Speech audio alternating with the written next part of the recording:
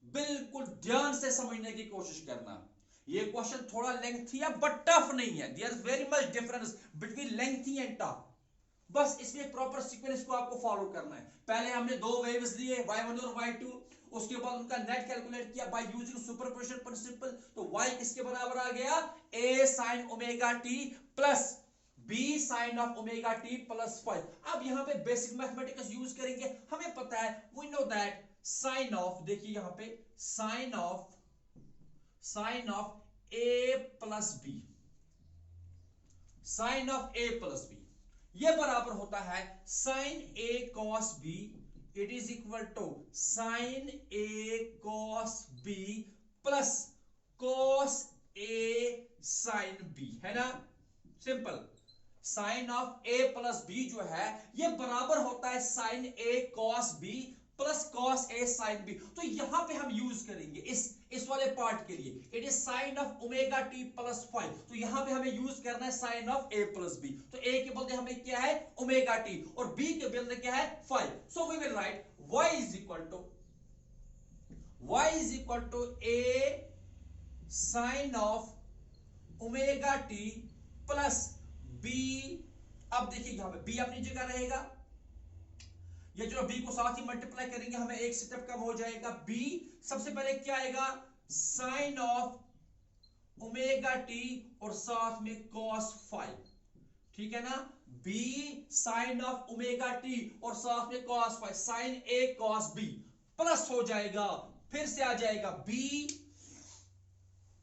अब हम लिखेंगे प्लस यहां पे, शाबाश, क्या लिखेंगे b। अब क्या आएगा, पहले क्या लिखा आपने साइन ओमेगा टी cos 5, अब लिखेंगे b। अब आएगा यहां पे cos ओमेगा टी साइन 5,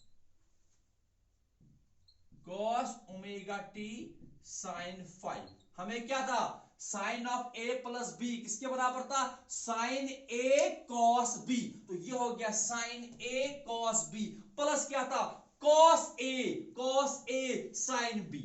आ गया cos ओमेगा टी साइन 5, ठीक। अब देखिए इस टर्म में भी आपका साइन ओमेगा टी है और इस टर्म में भी आपका साइन ओमेगा टी है ना। तो we will take this sine omega t common. So we will write y is equal to अगर ये साइन ओमेगा टी हमें कॉमन लेना, वहां बचा कितना a, तो सबसे पहले हम लिखेंगे a प्लस और यहां से क्या बचेगा b cos 5। क्या लिखा आपने पहले, यहां से आपने a लिया और यहां से क्या बचेगा b cos 5। तो इन सब को कॉमन हमारे पास क्या लिया हमने, it is sign omega t, sine omega t plus यहां पे देखिए आप, यहां पे आएगा plus b।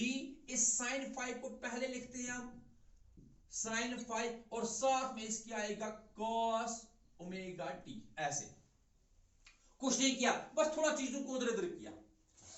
y is equal to a plus b cos 5 और कॉमन आ गया यहां का और यहां का साइन ओमेगा टी प्लस हमने यहां पे लिखा b, इस साइन 5 को पहले रखा और साथ में आ गया फिर cos ओमेगा टी, ठीक है।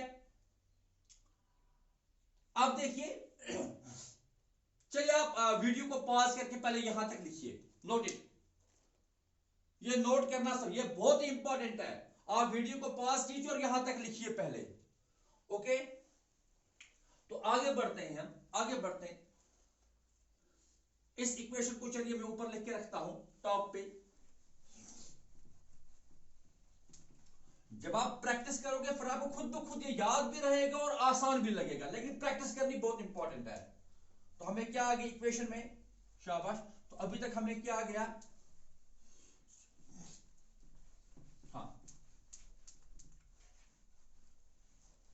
ठीक। तो अभी तक हमें क्या मिला, हमें मिला y इज इक्वल टू, हाँ y is equal to a plus b, a plus b, sorry a plus b, y is equal to a plus b cos 5, a plus b cos 5 और साथ में sine omega t, sine omega t, अच्छा plus हो गया plus हो गया b sin phi, b sin phi, b sin phi, और साथ में क्या था cos omega t, cos omega t, ठीक है ना, यही था ना, y is equal to a plus b cos phi, और साथ में sin ओमेगा टी, प्लस आ गया b sin phi, और साथ में cos ओमेगा टी, ओके।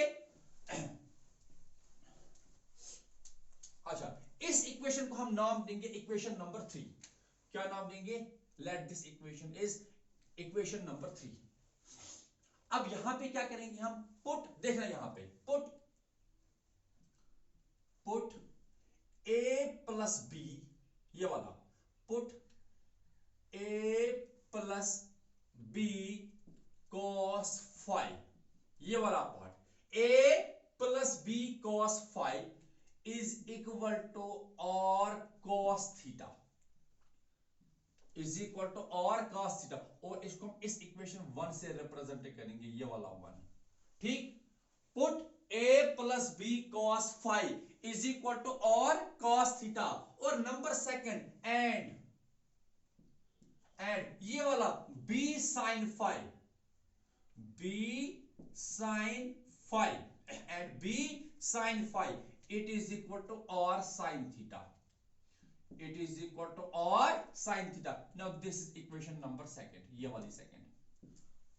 हमारे पास जो इक्वेशन 3 थी वो क्या थी, y is equal to a plus b cos phi into sin omega t plus b sin phi into cos omega t। हमने क्या किया, ये वाला जो पार्ट है a plus b cos phi, ये वाला यहां से यहां तक a plus b cos phi, इसको हमने पुट किया और cos थीटा के, और जो b sin phi है इसको रखा और sin थीटा के बराबर। तो वापस ये वाली equation 2 using equation 1 and 2 in equation 3, हम इन दो इक्वेशंस को यूज करेंगे वापस किसमें, इक्वेशन 3 में। तो आपको y क्या मिलेगा, देखिए y इज इक्वल टू, अब a plus b cos phi के बदले हमने क्या रखा है, और cos थीटा, तो हम रखेंगे और cos थीटा, और साथ में अपना है sin ओमेगा t, किसके बराबर, और cos थीटा, और साथ में क्या है sin ओमेगा t, प्लस हो जाएगा, यहां पे देखिए b sin phi के बदले क्या है, और sin थीटा, और फिर साथ में क्या आ गया, cos ओमेगा t, y किसके बराबर आ गया, और cos theta sin omega t plus और sin theta cos omega t। तो अगर हम यहां से r को कॉमन लेंगे तो y is equal to r को मैं कॉमन लेता हूं, और ब्रैकेट में लिखता हूं मैं पहले ही sin omega t cos phi, ऐसे लिखेंगे sin omega t cos theta, sorry sin omega t cos theta plus cos omega t plus cos omega t sin theta. तो ये वापस उसी फॉर्म में आ गया, sin a cos b plus cos a sin b, so we can write y जो हमारा आ गया, इट इज r, तो ब्रैकेट में आएगा साइन ऑफ, एक्चुअली ऐसे लिखते इट इज r इंटू और, तो ब्रैकेट में फिर आएगा, यहां पे फिर आएगा sine of omega t plus theta, देखिए ये वाला, तो यह है साइन a cos b और यह है plus cos a sin b, ये बराबर होता है sine of a plus b। तो आपको जो इक्वेशन, जो रिजल्टेंट वेव है उसका डिस्प्लेसमेंट ये मिलता है, y is equal to r sine of omega t plus theta. तो r जो है, r इसका एम्पलीट्यूड है, तो ये अगर आप देखोगे so it is the equation of SHM। आपने 11th क्लास में पढ़ा है simple harmonic motion, y is equal to a sine of omega t plus theta, ये उसी के साथ मैच होता है। तो this is the displacement of resultant wave. तो जब दो लाइट वेव्स कहीं पे सुपर इंपोज होंगी तो रिजल्टेंट वेव जो हमें मिली, तो that is simple harmonic in nature. तो अब ये आप लिख के रखोगे, thus the resultant wave is simple harmonic in nature। पहले आपने ये पार्ट डिस्कस किया। तो और क्या है इसका एम्पलीट्यूड। अब हम आते हैं इसके एम्पलीट्यूड पे कि इसका एम्पलीट्यूड किसके बराबर होगा और कब वो मैक्सिमम होगा, फिर वो इंटेंसिटी कब हो कितनी होगी, and then when will be intensity maximum and minimum. आप यहां तक इसको नोट करेंगे पहले वीडियो को पॉज करके, शाबाश। ओके हो गया, चलिए वेरी गुड। अब हम लिखेंगे, मैं पूरा नहीं रब करूंगा, यहां से नीचे, यहां से नीचे आप लिखेंगे squaring and adding, squaring and adding equation 1 and 2, ये वाली दो equations, squaring and adding equations 1 and 2, इनको स्क्वायर करेंगे और ऐड करेंगे, शाबाश। तो राइट साइड को अपना स्क्वायरिंग और एडिशन होगा और लेफ्ट साइड को अपना स्क्वायरिंग एंड एडिशन होगा। चलिए यहां से जब आप स्क्वायरिंग करोगे तो आपको क्या मिलेगा, और स्क्वायर कॉस स्क्वायर थीटा। देखिए यहां से शुरुआत करते हैं, तो हम लिखेंगे squaring and adding equation 1 and 2 we get, तो आपको आएगा और स्क्वायर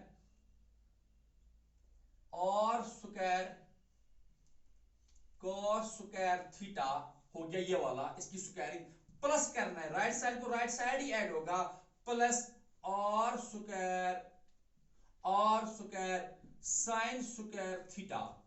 अब इजी को, अब लेफ्ट साइड पे आते हैं, तो इसका कॉरेस्पॉन्डिंग से सॉरी लेफ्ट साइड क्या है, now it is a plus b cos phi इस सारे का होल स्क्वायर, ठीक है ना, सारे का होल स्क्वायर, और प्लस आ गया ये वाला पार्ट b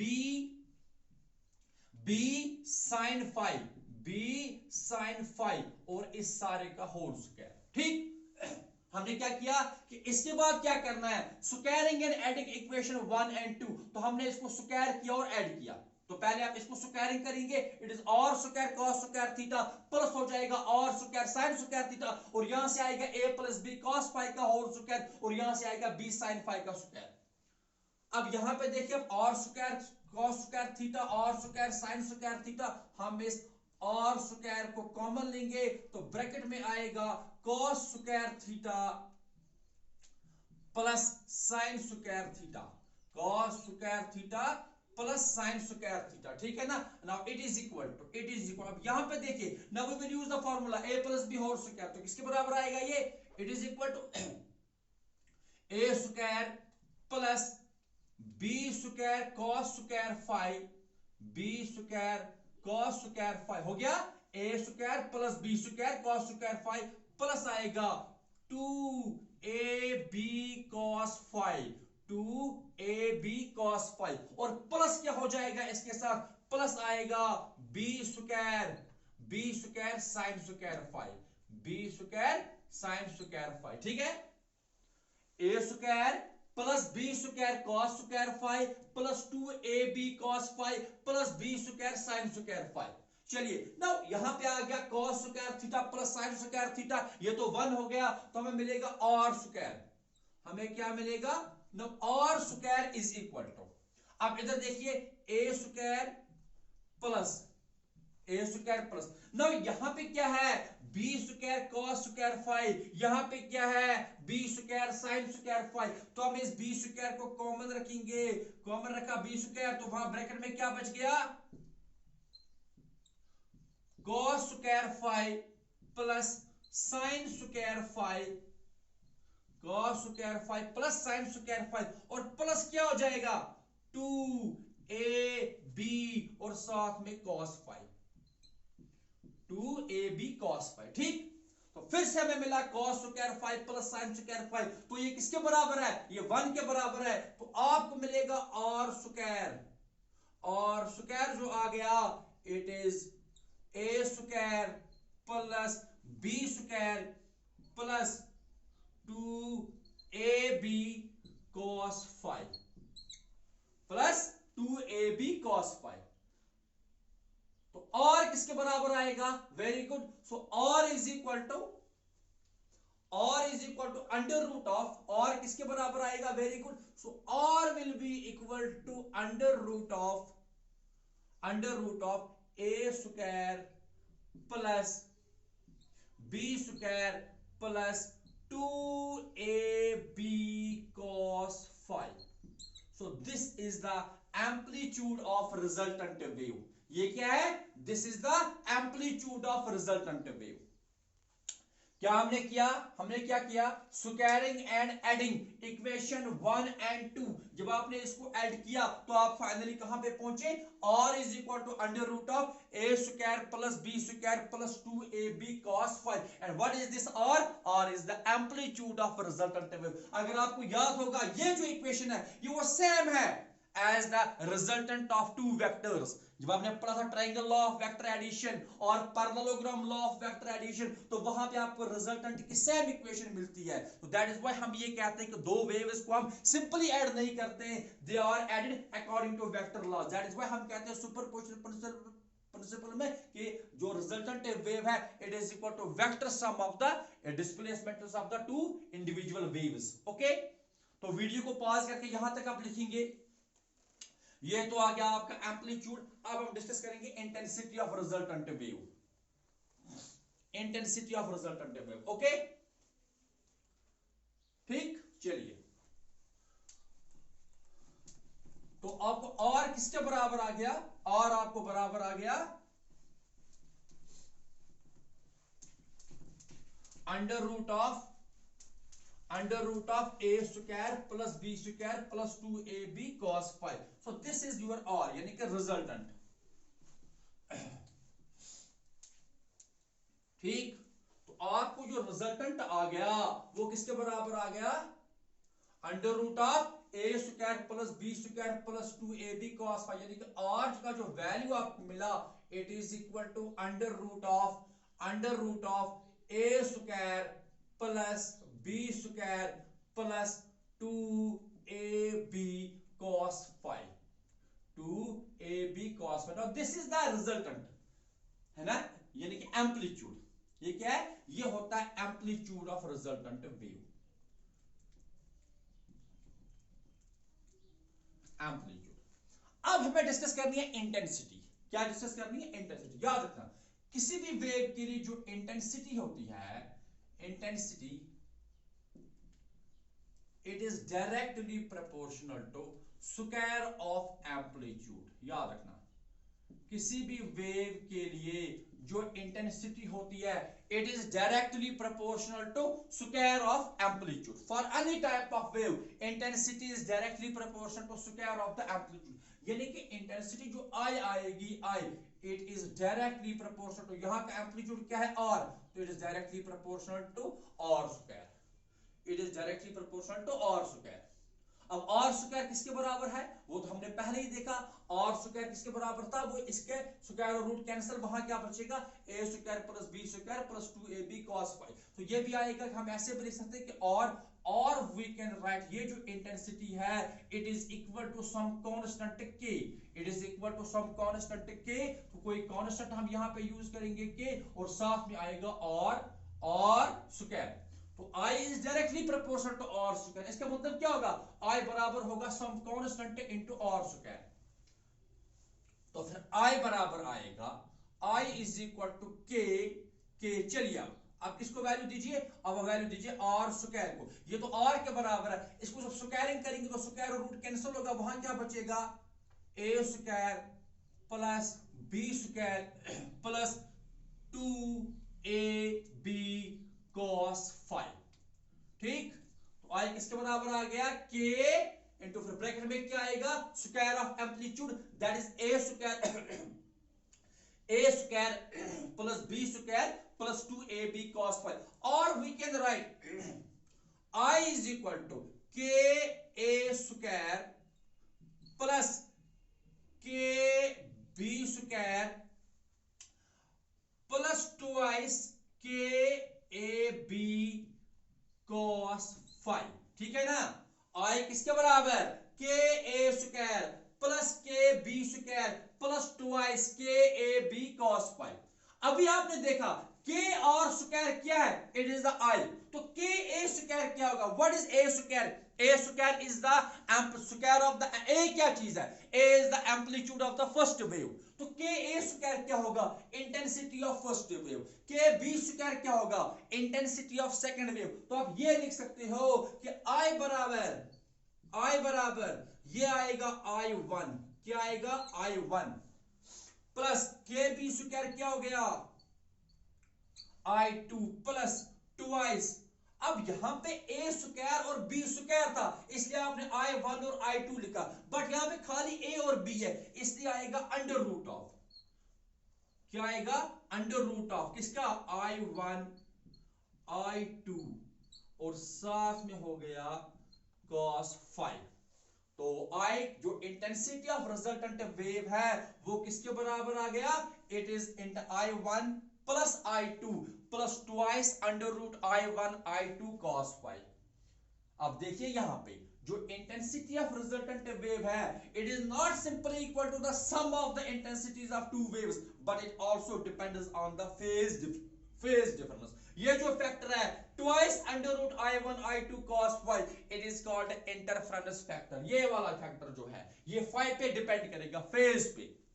फेज कितना होगा वही डिसाइड करेगा what is the intensity of resultant wave. ये हमें इंटेंसिटी मिल गई, अब हम डिस्कस करेंगे कब ये इंटेंसिटी मैक्सिमम होगी और ये कब ये इंटेंसिटी मैक्सिमम होगी, and that is called the conditions for constructive and destructive interference. आप वीडियो को पॉज करके यहां तक लिखेंगे, शाबाश। I किसके बराबर आ गया under root I1 plus I2 plus twice under root I2 I1 I2 cos 5। Okay, अब एक बार इसको नोट करेंगे यहां तक, तो आगे बढ़ते हैं, शाबाश। तो I किसके बराबर, बिल्कुल भी परेशान नहीं होना है, 2-3 बार प्रैक्टिस करनी है, खुद पे कुछ सारा याद रह जाएगा, ठीक, छोड़ना नहीं है। Very important, very important. Optics तो वैसे ही इंपॉर्टेंट है, 14 मार्क्स ने उसके आपको बोर्ड एग्जाम में। चलिए, तो आपको I का क्या वैल्यू मिला है, I is equal to I1 plus I2 plus twice under root I1 I2 और साथ में क्या है cos 5, साथ में क्या है cos 5। This is the intensity of resultant wave. अब डिस्कस क्या करेंगे हम, कंस्ट्रक्टिव इंटरफेरेंस, यानी कि condition is for constructive interference. चलिए, कंस्ट्रक्टिव इंटरफेरेंस, कंस्ट्रक्टिव इंटरफेरेंस। अच्छा, कंस्ट्रक्टिव का मतलब क्या होता है, जब आपको दो वेव्स की इंटेंसिटी मैक्सिमम होगी, क्या होगी मैक्सिमम होगी, यानी कि एडप्ट होंगे, ब्राइटनेस होगी, ठीक, कंस्ट्रक्टिव इंटरफेरेंस। अब कंस्ट्रक्टिव इंटरफेरेंस जहां पे होगा वहां पे इस इक्वेशन का मैक्सिमम वैल्यू आएगा, क्या आएगा मैक्सिमम। तो when constructive interference takes place it means that the intensity of resultant wave is maximum। तो वो इंटेंसिटी तब मैक्सिमम होगी जब cos 5 मैक्सिमम होगा, यानी कि यहां पे आपको लिखना है for constructive interference I is maximum and that is possible only when cos 5 is maximum। यानी कि for constructive interference जो आपको मिलना चाहिए वो cos 5 क्या होना चाहिए, cos 5 का वैल्यू होना चाहिए मैक्सिमम, और मैक्सिमम वैल्यू जो cos 5 का है वो तो 1 के बराबर है, ठीक है ना। cos का मैक्सिमम वैल्यू कितना होता है, वो तो 1 के बराबर होता है, किसके बराबर होता है 1 के बराबर होता है। और वो किस एंगल पे पॉसिबल है, cos का कौन सा एंगल आपको 1 वैल्यू देता है, वेरी गुड, इट इज यानी कि phi के वैल्यूज क्या होने चाहिए, phi should be equal to cos 0 degree is equal to 1, यानी कि phi 0 होना चाहिए। 360 होता है रेडियस में 2 पाई, फिर आता है आपका 4 पाई एंड सो ऑन, ऐसे, ठीक।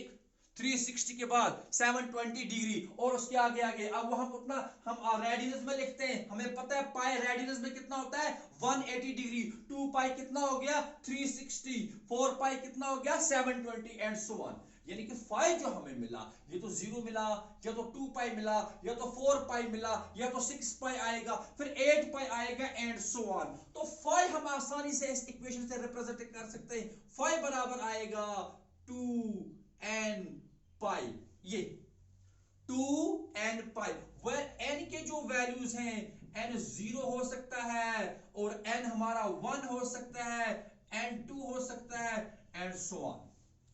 अब जरा देखिए, मैंने इसको जब आप n को 0 पुट करोगे तो आपको फाई 0 मिला, जब आप n को 1 पुट करोगे 2 1 are 2 और साथ में पाई है तो 2 पाई है, जब आप n को 2 पुट करोगे 2 2 are 4 तो 4 पाई आएगा, जब आप n को 3 पुट करोगे 2 3 are 6 तो 6 पाई आएगा, एंड सो ऑन। तो फाई के इन वैल्यूज पे cos फाई का मैक्सिमम वैल्यू होगा, इंटेंसिटी मैक्सिमम होगी, और आपका जो इंटरफेरेंस है वो कंस्ट्रक्टिव इंटरफेरेंस होगा। ओके अच्छा, अब जरा यहां पे आते हैं, एक और चीज हम चेक करते हैं, that is called path difference. ये क्या था? Phase difference. फाई क्या चीज है? फाई इज फेज डिफरेंस, याद रखना, it is phase difference. Phi क्या चीज है? Phase difference. एक और चीज होती है उसको हम कहते हैं path difference, and that is represented by delta x, याद रखना। और डेल्टा एक्स की रिलेशन है किसके साथ? फेज डिफरेंस के साथ। इट इज लैम्बडा बाय 2 पाई और इनटू 5 होता है, याद रखना। डेल्टा एक्स क्या होता है? Delta x is path difference. तो पाथ डिफरेंस और फेज डिफरेंस, डेल्टा एक्स क्या चीज है? Delta x is path difference, याद रखना, इट इज पाथ डिफरेंस। ठीक, इट इज पाथ डिफरेंस। अच्छा, तो पाथ डिफरेंस का मतलब क्या होता है? मतलब इन्होंने जो डिस्टेंस ट्रेवल किया उसका डिफरेंस कितना आएगा। ठीक, कोई ज्यादा चली कोई कम चली तो कितना वो डिफरेंस आ रहा है, that is the path difference. Okay, path difference की एक रिलेशन है किसके साथ? फेज डिफरेंस के साथ। वो क्या है कि डेल्टा एक्स बराबर होता है lambda divided by 2 pi into 5। चलिए, तो डेल्टा एक्स बराबर लैम्बडा बाय 2 पाई, लैम्बडा बाय 2 पाई। अब 5 को अपना वैल्यू दीजिए ये वाला, तो 5 हमें किसके बराबर आता है? 2n पाई। ठीक, यहां से 2 और 2 कैंसिल, पाई और पाई कैंसिल, तो डेल्टा एक्स किसके बराबर आ गया? It is an lambda. चलिए, ये दो चीजें हमने यहां पे देखी, क्या क्या? एक आपका फाई जो आया, फाई बराबर आया 2n पाई। फाई क्या है? Path difference, sorry phase difference. Delta x क्या है? Path difference. ये किसके बराबर है? N lambda. तो these are the two conditions for constructive interference. ये क्या है? These are the two conditions for constructive interference. Now you can write, आप वीडियो को पॉज करके पहले यहां तक लिखेंगे, ठीक, और इसके एंड पे लिखेंगे, इसके एंड पे लिखेंगे ये जो कंडीशन डिस्कस कर रहे हैं किसके लिए है? कंस्ट्रक्टिव इंटरफेरेंस के लिए। तो आप लिखोगे 10 constructive interference will take place, 10 constructive interference will take place if phase difference between the two waves, if phase difference between the two waves is even integral multiple of pi। देखिए, ये क्या है? 2 क्या है? even। 4 क्या है? even। इसके बाद 6 आएगा, वो भी क्या होगा? even। तो ये सारा even इंटीग्रल मल्टीपल बनता है, ठीक है ना? आपको पता है ना कि n lambda is even integral multiple, 2 से मल्टीप्लाई हो गया तो इवन आ गया, ठीक है ना? तो आप क्या लिखोगे? 10 constructive interference will take place if phase difference between the two waves, if phase difference between the two waves is even integral multiple of pi, even integral multiple of pi, or the path difference between them, or the path difference between them is integral multiple of full wavelength। Lambda क्या चीज है? Wavelength. और path difference between them is integral multiple of full wavelength। Okay, क्या बोला मैंने? कि phase difference between the two waves is even integral multiple of pi, ये pi है, ठीक है ना? और the phase difference, path difference is integral multiple of full wavelength, lambda है। तो लैम्बडा क्या चीज है? Wavelength. So this is the condition for the constructive interference। Okay, now we will discuss the conditions for destructive interference, for destructive interference। ठीक, चलिए, तो अब आप क्या लिखेंगे? destructive interference.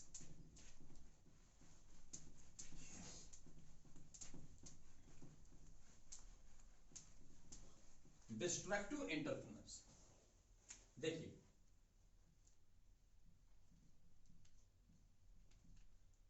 डिस्ट्रक्टिव इंटरफेरेंस, ठीक, डिस्ट्रक्टिव इंटरफेरेंस।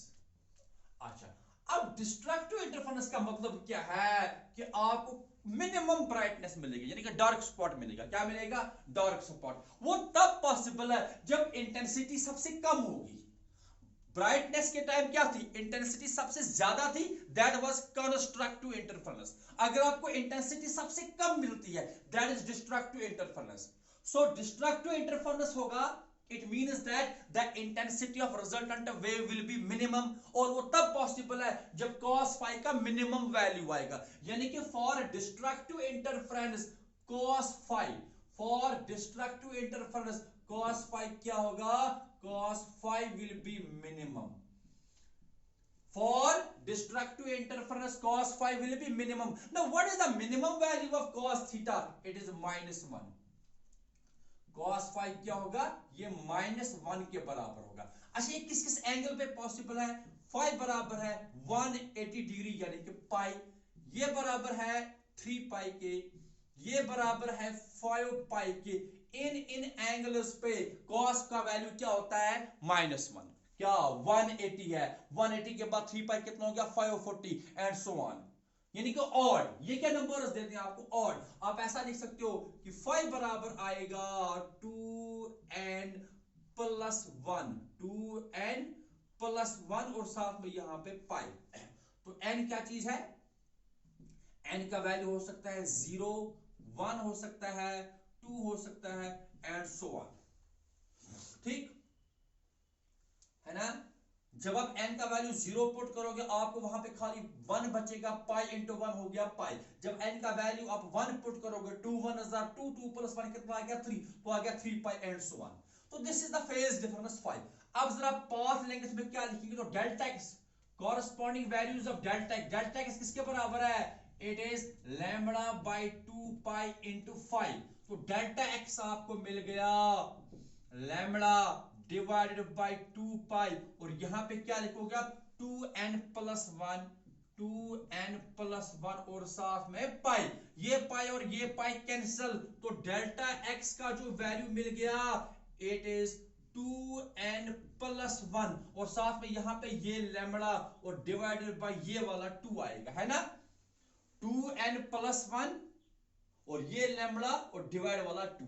अब दो कंडीशंस, एक ये कंडीशन, ये वाली किसके लिए? फेज डिफरेंस के लिए, और एक ये कंडीशन किसके लिए? पाथ डिफरेंस के लिए। चलिए ये इसको समझते हैं। तो इसका मतलब अगर आप n को ये वैल्यूज देते हैं, आपको कॉरस्पॉन्डिंग वैल्यूज ऑफ फाई क्या मिलता है?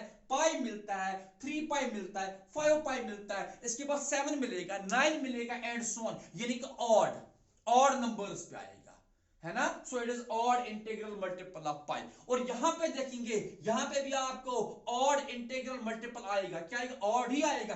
n को 0 दोगे तो लैम्बडा बाई 2, n को 1 दोगे तो 2 लैम्बडा बाई 2, यानी कि वो ठीक है ना, समझ आ रहा है। तो आपको सॉरी 3 लैम्बडा बाई 2 आएगा। n को 1 दोगे, 0 दोगे तो लैम्बडा बाई 2, n को 1 दोगे 2 1 is 2, 2 plus 1 is 3, it is 3 lambda by 2, फिर 5 lambda by 2 and so on, यानी कि यहां भी ऑड, यहां भी ऑड। तो आप लिख सकते हो 10।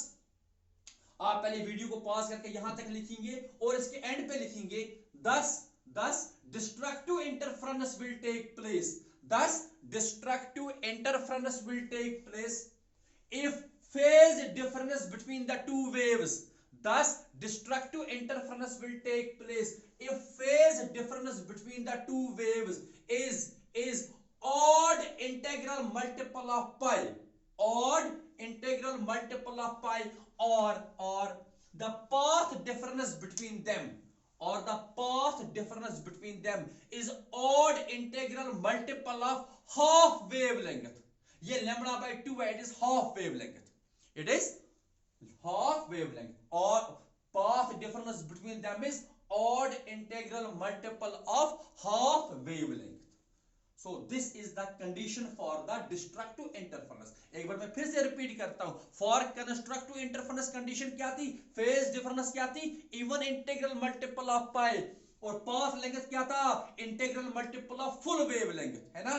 और यहां पे देखिए it is odd, destructive में के लिए क्या है condition, it is the odd integral multiple of pi, है ना। और पाथ लेंथ के लिए क्या डिफरेंस है, कंडीशन है it is the odd integral multiple of half wavelength. Okay, तो इस तरह से हमने डिस्कस किया theory of interference and we have derived the conditions of for constructive and destructive interference. I hope आपने इसको अंडरस्टैंड किया होगा और आप इसको पूरी तरह से प्रिपेयर करेंगे तो इंशाल्लाह नेक्स्ट लेक्चर हमारा जो होगा that will be expression of fringe width, that is also very important. ठीक है, तो थैंक यू वेरी मच।